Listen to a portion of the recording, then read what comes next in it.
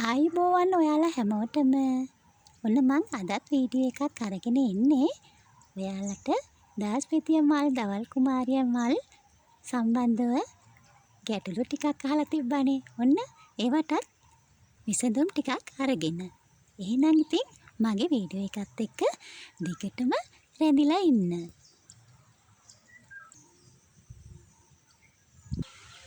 අපේ සිතුවිලි පිරිසිදු නම් සුන්දර නම් ජීවිතයේදී ගොඩක් වෙලාවට ගැටලු වෙනවා අඩුයි. ඒ වගේම එකිනෙකා අතර තියෙන විශ්වාසය මත ගොඩාක් වෙලාවට ඒ විශ්වාසය දීර්ඝකාලීනව රැඳිලා තියෙනවා නම් ඔන්න ඒ ගැටලු වෙනවා අඩුයි. ඔන්න ඉතින් ඒ පිළිබඳව ඔයාලට හිතන්න ඉඩ තියලා අදත් මගේ වීඩියෝ එක ඉස්සරහට අරගෙන යනවා. ඔයාලා මුලින්ම අහලා තිබුණා දාස්පෙතිය පැල පෝච්චියක හිටවනවා නම් පැල කීයක් විතර හිටවන්න ඕනද කියලා. ඉතින් අපි ඒක තීරණය කරන්න ඕනේ පෝච්චි ප්‍රමාණය අනුව. ඉතින් මම ගොඩක් වෙලාවට ওই පාත්‍රය වල හිටවන්නේ මට ඉඩකඩ ගොඩක් තියෙන නිසා. ඉතින් පෝච්චිය ප්‍රමාණය කුඩා නම් ඉතින් පැල දෙකක් විතර වගේ හිටවන්න පුළුවන්. විශාල පෝච්චියක් නම් පැල 5ක් වුණත් හිටවන්න පුළුවන්. අවශ්‍ය වෙන්නේ පැලේට හොඳට ඉඩකඩ ලබා දීම තමයි. තවානක හිටෙව්වත් ඔයාලට මේ මල් එක ගොඩේ පේනවා වුණාට අඩි 1මාරක් විතර දුරින් මල් පැල දෙක හිටවලා තියෙන්නේ. ඉතින් ගොඩාක් ඔයාලට මේ ළඟින් වගේ පේන්නේ මේ මල් පැල ඇටි වල අත හොඳට රිකිලි දාලා හැදිලා තියෙන නිසා. ඒකේ රහස තමයි මම අර කිව්ව පස් මිශ්‍රණයේ රහස. ඉතින් ඒ ගැන වීඩියෝ එකක් තියෙනවා. ඔයාලා බැලුවොත් ඔන්න ඔයාලට පහසුවෙන් ඒ පස් මිශ්‍රණය හදාගන්න පුළුවන්. ඊළඟට අහලා තිබුණා දාස්පිතිය පැලේ මැදින් කඳේ තැන් වල කළු පාටට නිකන් දිරලා වගේ ගිහිල්ලා පණුව ගහලා වගේ ගස දිරලා යනවා කියලා. ඒ වගේම ඊට පස්සේ ගහ මැරිලා යනවා කියලා. ඒකට නම් ගොඩාක් වෙලාවට හේතුව නම් සමහර විට ගොළු බෙල්ලෙක් ඒ ගහේ ඉඳලා ඉන්න පුළුවන්. ඉතින් ගොඩක් වෙලාවට මේ දාස්පිතිය වගාවට ගොළු බෙල්ලන්ගේ හානිය සිද්ධ වෙනවා. ඉතින් අපිට ගොළු බෙල්ල වළක්වා ගන්න පුළුවන් දෙයක් තමයි අපි දැක්කොත් පුළුවන් නම් ඉතින් ඉවත් කර ගන්න පුළුවන්. ඊට කලින් අපිට එයාලා එන්නට වෙන්න කරන්න පුළුවන් දෙයක් තියෙනවා. ඔයාලා පාත්‍යයක් හිටවනවා නම් පාත්‍යයේ වටේට ඝනව ඔයාලා දන්නවනේ 10ක් උඩු දාන්න. පෝච්චියක් නම් පෝච්චිය වටේට දාලා තියන්න. එයාලා එතකොට ඒ 10ක් උඩින් එන්නේ නැහැ. ඉතින් මේ ක්‍රමය ඔයාලට කරගත්තොත් පුළුවන් සාර්ථකව ඒ රෝගය එන එකෙන් වළක්වන්න. ඊට අමතරව ඉතින් මම වෙනත් රෝග කීපයකටත් ප්‍රතිකාර බෙහෙත් ටිකක් කියලා තියෙනවන්න අනිත් වීඩියෝ වල. ගාඩන් එක සුන්දර කරන්න Tamanට ප්‍රදේශයට ගැළපෙන Tamanට පහසුවෙන් වගා කරන්න පුළුවන් මල් තෝරගන්න පුළුවන්. ඉතින් මල් ලෝකික වර්ණ පාට ගොඩක් තියෙන නිසා අපිට ප්‍රදේශින් ප්‍රදේශයට අපිට විවිධ පාට එකතු කරලා නිර්මාණය කරගන්න පුළුවන්. කොහොම නමුත් ඉතින් ගාඩන් එකක් පාට කරලම තියන්න ඕනේ. ඉතින් ඒවට මගේ ප්‍රදේශය අනුව තමයි මම මේ මල් ටික තෝරගෙන තියෙන්නේ. ඉතින් ඔයාලටත් ඒ වගේ තෝරගන්න පුළුවන්. ඉතින් අපේ ප්‍රදේශයට දැන් වහිනවා වුණාට කාලෙන් කාලයට ගොඩක් වෙලාවට නියඟට තමයි මේ ප්‍රදේශය දැඩිව භාජනය වෙන්නේ. ඉතින් මේ මල් වර්ග වලින් මට පුළුවන් මගේ ගාඩන් එක ඒ කාලෙටත් ලස්සනට තියාගන්න. ඉතින් ලොකු සුන්දරත්වයක් මේකෙන් මට ගෙනල්ලා දෙන නිසා මං වහින කාලෙටයි පායන කාලෙටයි දෙකටම ගොඩක් වෙලාවට දවල් කුමාරියා බෝගන්විලා දාස්පෙතිය ගාඩන් එක වැඩියෙන් එකතු කරනවා. ඊට අමතරව තව මල් වර්ගයක් තියෙනවා. ඔයාලා දකිනවනේ.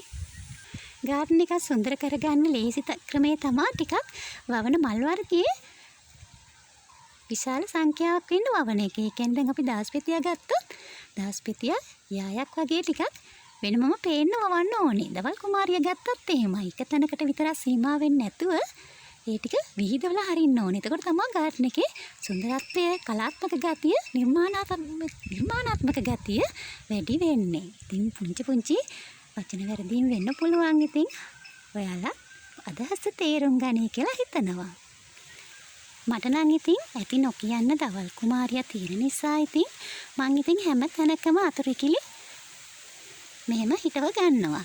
ඉතින් ඒක නිසා ගොඩක් වෙලාවට මට දවල් කුමාරියා මල් ලෝකය මෙහෙම පවත්වා ගන්න පුළුවන්. ඒ වගේම ඉතින් මම ගොඩාක් අහල පහලට මේවා පුළුවන් විදියට දෙනවා. ඔයාලට පේනවා නම් නිරන්තරයෙන්ම මල් දෙන විදිය මේ බලන්න දවල් කුමාරියාවල අඩියටම කප්පාදු කරපු පැලෙන් තමයි ඔච්චර මල් තොගයක් ඇවිල්ලා තියෙන්නේ. අවුරුද්ද පුරාවටම කප්පාදුවෙන්ම මල් ගන්න පෝච්චියනේ මේ තියෙන්නේ. බෝගන්විලා පෝච්චිම තමයි මේ දාස්පතිය පැලේ මං හිටවලා තියෙන බලන්න. ඉඩකඩ අරගෙන එයා ලොකු මල් තොගයක් දීලා තියෙනවා. මං කියවනේ ඉඩකඩ ප්‍රමාණය ගොඩක් වැදගත්. ඒ වගේම පස් මිශ්‍රණය ඊළඟට දාස්පතිය පැලේ ගලවා සිටුවා ගැනීම. ওই ටික තමයි ගොඩක්ම වැදගත් වෙන්නේ මේ වගේ මල් පළදාවක් ගන්න.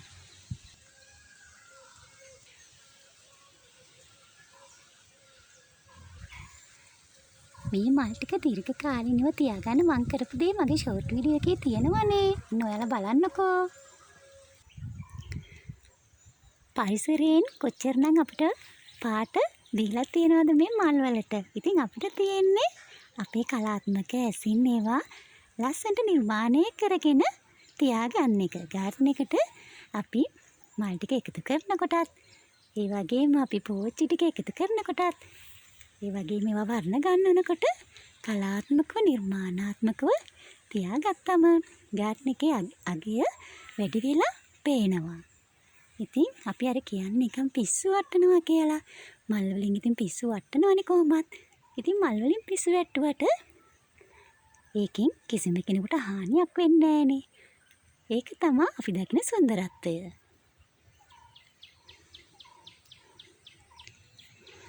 ඔන්න තවත් පුංචි දෙයක් කියන්නම්. ඔයාලා මේ දවල් කුමාරයා හිටවනකොට අනිවාර්යයෙන්ම පෝච්චියක හිටවනකොට පැල වෙන්වෙන්ව හිටවන්න අනිවාර්යෙන් මතක තියාගන්න. මොකක් හරි රෝගයක් ඇති වුණොත් අනිවාර්යෙන්ම පෝච්චියෙන් පෝච්චියට හිටවද්දී ඒ රෝගී වළක්ව ගන්න හරිම ලේසි.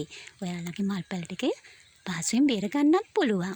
ඉතින් ගොඩාක් ඉතින් පැල වර්ග තියෙනවා නම් ඔයාලට ධර්මට වගේ ගොඩාක් පෝච්චි තියෙනවා නම් ඉතින් වර්ණ දෙකක් විතර ගලපලා හිටව ගත්තට ප්‍රශ්නයක් නැහැ.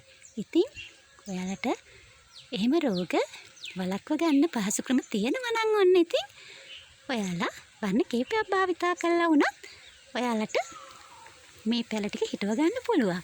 ඉතින් වැඩි ආරක්ෂාවට තමයි මම මේ ක්‍රමයේ කිව්වේ. ඔයාලට ගොඩක් වෙලාවට මේවා වඳ වෙලා යන්න ගියොත් වඳ වෙලාම යනවා මේ දවල් කුමාරියා. මොකද රෝගේ අඳුර ගන්නකොට සමහර වෙලාවට අපිට ඒ රෝග ලක්ෂණ මතුවලා ගොඩක් කල් වෙන්න පුළුවන් වෙනවා. එතකොට සමහර වෙලාවට මේ රෝගේ වළක්ව ගන්න බැරුව යනවා. ඔන්න ඒ නිසා මේ ගැන ටිකක් වෙනදට වැඩිය හිතලා බලන්න. මගේ අතින්ම නිර්මාණය කරපු හංසයාට ඔන්න ඉතින් මල් පැල ටිකකුත් එකතු කරවන්න බලන්න නිර්මාණය අගේ තවත් වැඩි වෙලා පේනවා. ඉතින් එන්න ඒ වගේ අපි ලස්සනට හිතලා යමක් කරන්න පුළුවන් නම් ඔන්න නිර්මාණය අගේ වගේම ගාර්ඩන් එකේ ලියක් ගොඩක් වැඩි වෙලා පෙනේවි. ඉතින් ඔයාලට අද මම මේ කියලා දුන්න කරුණු ටිකත් මල්වන්න ආස ඔයාලට ගොඩක් වැදගත් වෙයි කියලා හිතනවා ඉතින්. ඉතින් මම ගොඩක් වෙලාවට ඔයාලට වැදගත් වෙනවා කියලා හිතන වීඩියෝ එකක් තමයි හැම මොහොතකම අරන් එන්නේ. ඉතින් මම හිතනවා ඔයාලට මගේ වීඩියෝ වැදගත් වෙනවා නම් ඔන්න ඉතින් හැමදාම මාත් එක්කත් රැඳිලා ඉන්න කියලා ආරාධනා කරනවා මගේ මල් ලෝකය බලන්න. ඉතින් ඔයාලට මේ මල් දැකලා මල් වවන්න ඒ වගේම ඔයාලගේ ගාර්ඩන් එක ලස්සන කරගන්න අදහසුත් ගන්න පුළුවන් වේවි. ගොඩක් වෙලාවට මගේ ගාර්ඩන් එකේ තැන වෙනස් වීම් ගොඩක් වෙලාවට වෙනවා. ඉතින් ওই වෙනස් වීම් එක්ක තවත් වීඩියෝ වලට අරගෙන එන්නම්. ඉතින් හැමදාමත් අමතක නොකර මට ලයික් එකක් දාන කමෙන්ට් එකක් තියෙන ඔයාලා හැමෝටම ගොඩාක් ස්තුතියි. ඒ වගේම ඔන්න ඉතින් ඔයාලා කමෙන්ට් එකක් දාලා තව ගැටලු තියෙනවා නම් මගෙන් අහන්න පුළුවන් වෙලාවට රිප්ලයි කරන්න. ඒ වගේම මේ ගැටලු වලට වීඩියෝ එකකින් උත්තරත් අරගෙන එන්න. එහෙනම් ඉතින් මගේ වීඩියෝ වලට කැමති නම් හැමෝටම එකතු වෙන්න කියලා ආරාධනා කරනවා. ඔන්න එහෙනම් අද වීඩියෝ එක මෙතනින් අවසන් කරනවා. ආයෙත් වැදගත් වෙයි කියලා හිතන හොඳ වීඩියෝ එකක් අරගෙන එනකන් ඔයාලා හැමෝම සතුටින් පරිස්සමින් ඉන්න.